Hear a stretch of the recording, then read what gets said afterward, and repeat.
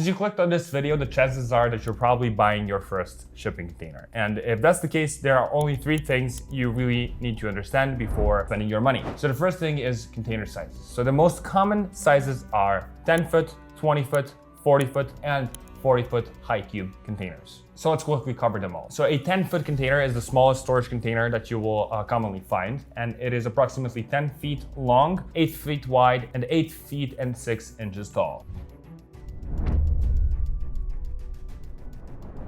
So these are great if the space is limited. You only need like basic storage, storing tools, lawn equipment, motorcycles, or household items. But the downside is they are actually rare. So they would be more expensive per foot than if you bought a 20-footer. On the other hand, a 20-foot container is by far the most popular option, and it is 20 feet long, 8 feet wide, and 8 feet and 6 inches tall. So this size works for homeowners, construction sites, small businesses, farm equipment, personal storage, and many more. The next thing that surprises customers the most is that actually the 40-foot container, which has same dimensions when it comes to the width and the height as the 20-footer and the 10-footer, is actually just a couple $100 more expensive than the 20-foot container. So you get double the space, but you don't pay double the money. It's usually like $200 to $300 more expensive. So 40-foot containers are great for business inventory, construction companies, vehicle storage. So you can create like a garage out of them too. You can safely park your car inside, and for large equipment or bulk storage. And there's one more addition onto the 40-foot sizes, which is a 40-foot high cube. And this is a container that's just 1 foot taller up top. So everything else is the same, but height is 9 feet and 6 inches instead of 8 feet and 6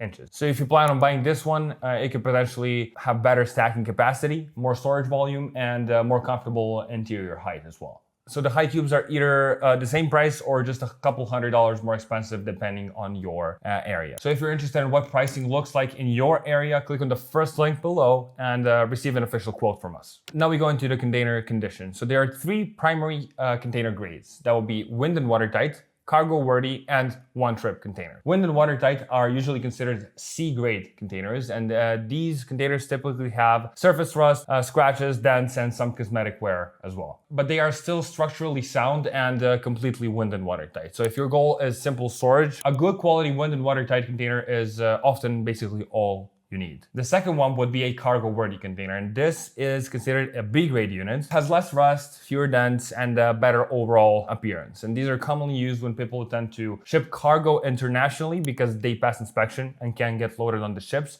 or if they simply want a cleaner looking used container. Typically, it costs like a few $100s more than the regular wind and watertight container. But since the volume's high on these, companies often have discounts that make them basically the same price as the wind and watertight one. So you might want to wait for that to get the best deal possible. Then the new containers, considered one trip.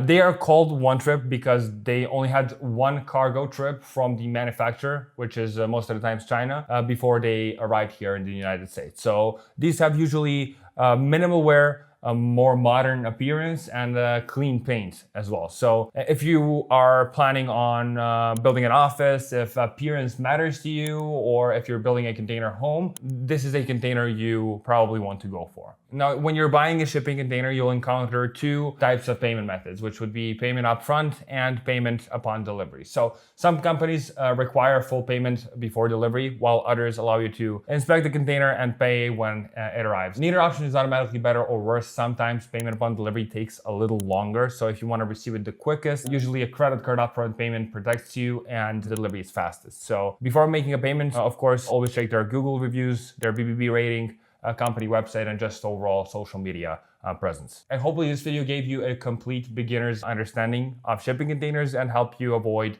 some expensive mistakes. So if you're currently looking for pricing on a container, click on the link below and request your quote today. And if this video helped out, make sure to like, subscribe, and leave a comment below letting us know what container you are considering. Thank you. I'll see you in the next video.